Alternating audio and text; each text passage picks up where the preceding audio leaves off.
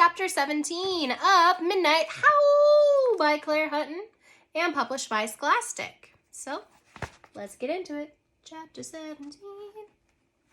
After the hike, I spent the rest of the day hanging out with Haley, Jack, and my other friends. First, there was this really fun scavenger hunt, followed by a picnic dinner and an evening singing songs and making s'mores around the campfire. I was having such a good time, it was easy to put my werewolf worries out of my mind. But once we were in our tent, laying in our sleeping bags in the dark, I started obsessing about it again.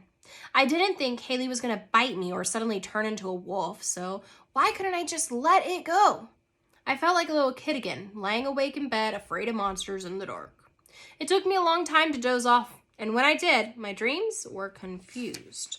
Quick images flashed through my mind. Here's what she dreamed.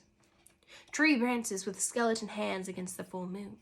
The rattle of the wind sweeping through the dried leaves. A gleam of teeth. I didn't sleep well. In the morning, I felt spacey and anxious. Bonnie nodded at me at breakfast. Are you okay? I said, taking a bite of granola. Haley was crossing the clearing talking to Jack. Yeah, I'm just a bit distracted. She followed my eyes to Haley and Jack. Oh, I see, she said, giggling. After lunch, it was time to head back home. I squeezed into the back of the minivan between Lily and Haley. Bonnie turned around in front of us and whispered to them, Marisol likes Jack, but she won't admit it. I could feel myself turning red. Lily looked at Bonnie coolly and shrugged. Everybody likes Jack, she said. Isn't that right, Haley? Haley, straight-faced, nodded. My brother is very likable. Bonnie snorted and rolled her eyes. You know what I mean. Seatbelts on, kids, and face forward, said the teacher driving our van. Bonnie turned back around, flipping her curly red hair over her shoulders. Lily turned toward me. So, she whispered, do you? Haley raised her eyebrows at me. I squirmed in my seat. I don't know, I muttered. I mean, of course I like him. Like you said, everybody likes Jack. What's there not to like? Lily nodded calmly. True. And I think he likes you. He's my friend, I said. I don't know if I like him like that, but he's my friend and I like that. This time, both Lily and Haley nodded. Friends are good, Lily said, and she smiled. Haley said, he definitely likes you too. He was just saying how cool you are. Oh, I said, blushing. That's nice. Haley grinned at me and turned toward the window.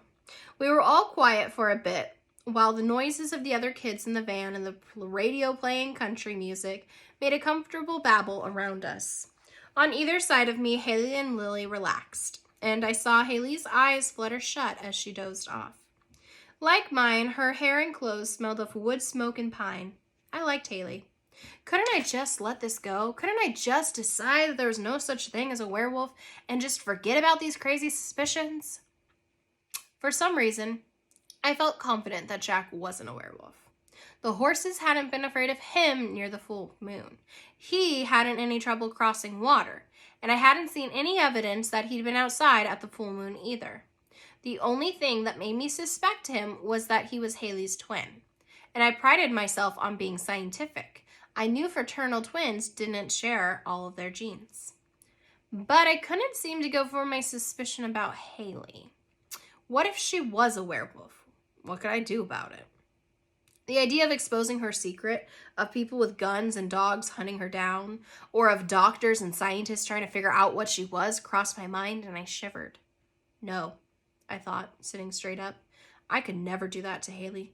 Not to anybody, really, but definitely not to shy, open-hearted Haley, who dreamed of seeing seals in the wild. Never. Even if there was something different about her, I was sure she wasn't a monster. Could I just let this whole thing go? I would. I would forget this whole crazy idea. The full moon was coming, it would be here tomorrow night, and it meant nothing. I would forget about the full moon and the wolf howls and make myself believe that Haley was an ordinary girl. That's the end of chapter 17.